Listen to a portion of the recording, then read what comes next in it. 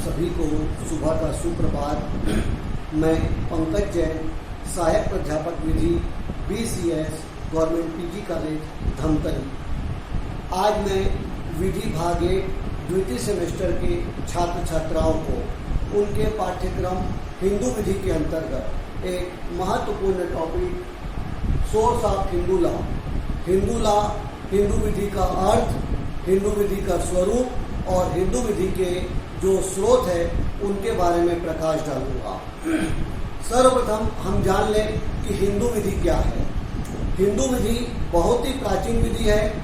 हिंदू विधि के प्रख्यात विधिवेत्ता हेनरी मैन के अनुसार आज तक विधि की जितनी भी ज्ञात प्रणाली है उसमें हिंदू विधि सबसे प्राचीन है, जो कश्मीर से लेकर कन्याकुमारी तक पूरे हमारे देश को शासित करती है।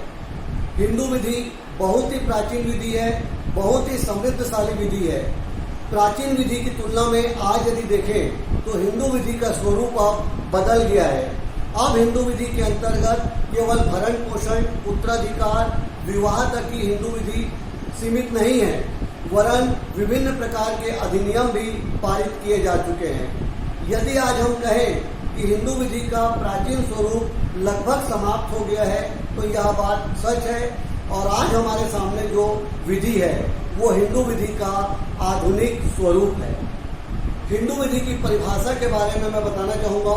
हेनरी मैन ने कहा, हिंदू विधि स्मृतियों की विधि है जो संस्कृत भाष्य और निबंध में विस्तृत रूप से उल्लिखित है और जिसमें न्यायालय द्वारा मान्य रीतियों और प्रथाओं के द्वारा समय समय पर परिवर्धन और संशोधन किए गए हैं। अर्थात हिंदू विधि स्मृति की विधि है। स्मृतियों में हिंदू विधि की व्याख्या की गई है और जो संस्कृत भाष्य और निबंधों में भी विस्तृत रूप से उल्लेखित है, जिनका उल्लेख संस्कृत भाष्य और निबंधों में किया गया है। साथ ही न्यायालय भी इसमें समय समय पर उन्होंने परिवर्तन किया है और संशोधन किया है। हिंदू विधि वास्तव में बहुत ही समृद्धशाली विधि है और प्राचीन समय से चली आ रही है, जो हिंदू जाति को शासित करती रही है।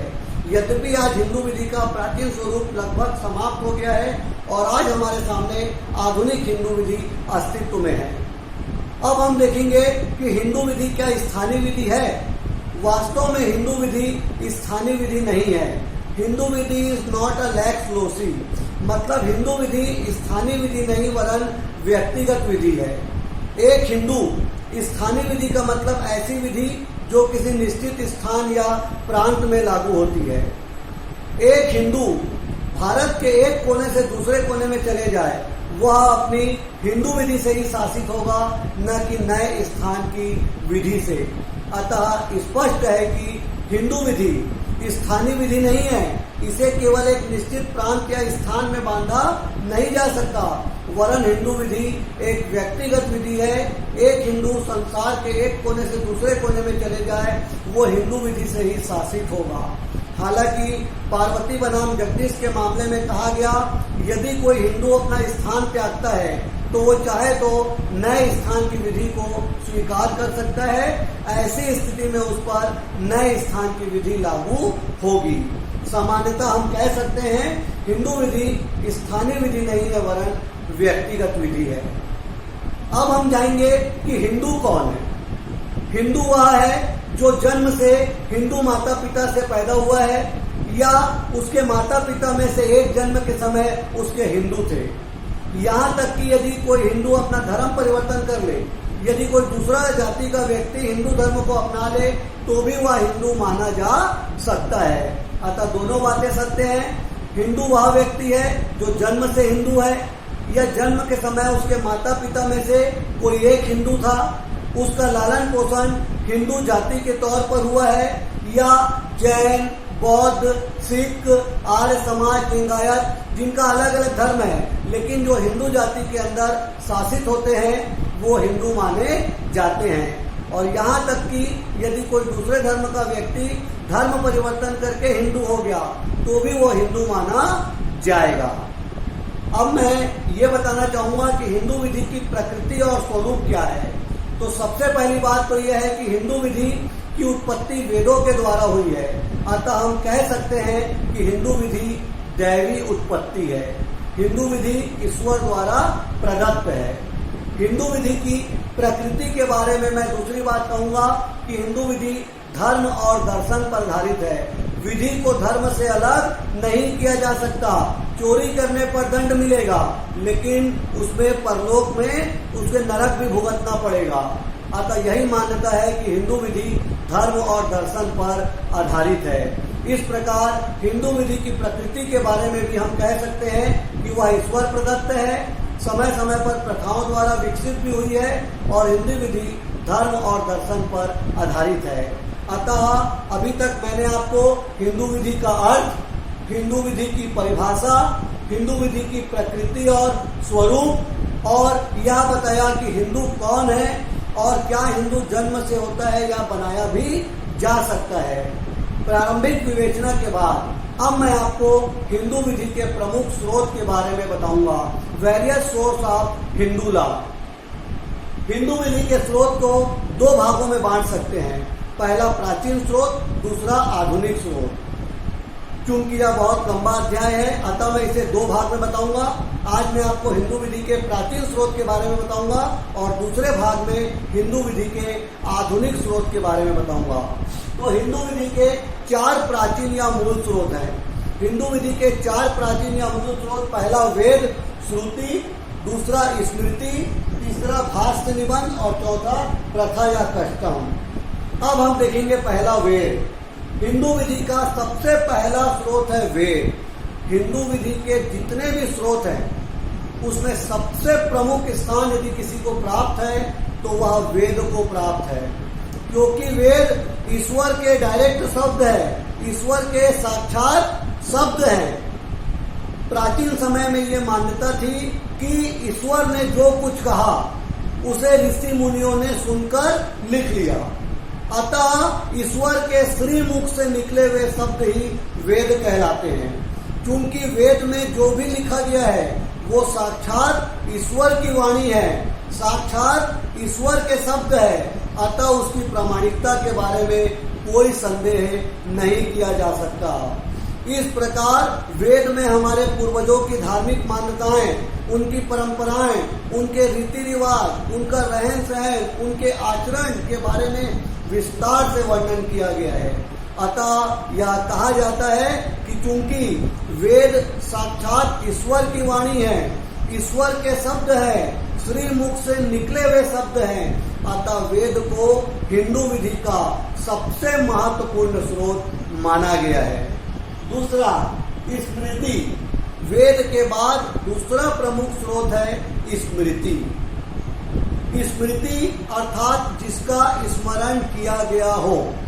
प्राचीन काल में यह मान्यता थी कि ऋषि मुनियों ने इतना ज्यादा तप किया कि वो डायरेक्ट ईश्वर से उन्होंने संपर्क स्थापित कर लिया था। ऋषि मुनि ईश्वर के साक्षात संपर्क में थे, अतः ईश्वर ने जो कुछ कहा उसे ऋषि मुनियों ने सुना, लेकिन बहुत कुछ ऋषि मुनियों के पटल पर रहा, अतः उन्होंने उसे लिख लिया और उनका स्मरण किया। स्मृति ऋषि मुनियों की इसी स्मृति पर आधारित है। स्मृति में दो प्रकार की स्मृति है, एक मुख्य स्मृति और एक गौण स्मृति। धर्मशास्त्र, धर्मसूत्र या मुख्य स्मृति है। आपने नाम सुना होगा गौतम, बोधायन, वशिष्ठ, ये महान धर्मसूत्र धर्मशास्त्रकार हैं। इसी के अलावा धर्मशास्त्र के रचिता का भी आपने नाम सुना होगा, मनु, याज्ञवल्क्य, नारद, ये सब धर्मशास्त्र के रचिता हैं। यह मान्यता थी कि जितनी भी स्मृतियां हैं उसमें सबसे ज्यादा महत्व जो था स्मृतिकारों में, उसमें मनु का स्थान नंबर 1 था। स्मृतिकारों में मनु का स्थान सर्वप्रथम था और उसके बाद जो यह नाम आता था वो था याज्ञवल्क्य। स्मृति को हिंदू विधि की मेरुदंड के नाम से भी जाना जाता है। इस प्रकार हिंदू विधि का दूसरा प्रमुख स्रोत स्मृति है। तीसरा भाष्य और निबंध। भाष्य निबंध वह है जिसमें स्मृतियों की व्याख्या की जाती है और भाष्य वो है जिसमें स्मृतियों पर टीका की जाती है। उदाहरण के तौर पर विज्ञानेश्वर द्वारा याज्ञवल्क्य के स्मृति पर लिखा गया निबंध भाष्य मिताक्षरा सबसे अधिक प्रमाणिक साबित हुआ, जिसकी प्रामाणिकता को देश में माना जाता है। यह निबंध, यह भाष्य याज्ञवल्क्य की स्मृति पर लिखा गया। अतः भाष्य वह है जिसमें स्मृतियों की टीका की जाती है, उसे ही भाष्य कहा जाता है। और भाष्य और निबंध हिंदू विधि का बहुत ही महत्वपूर्ण प्राचीन स्रोत है।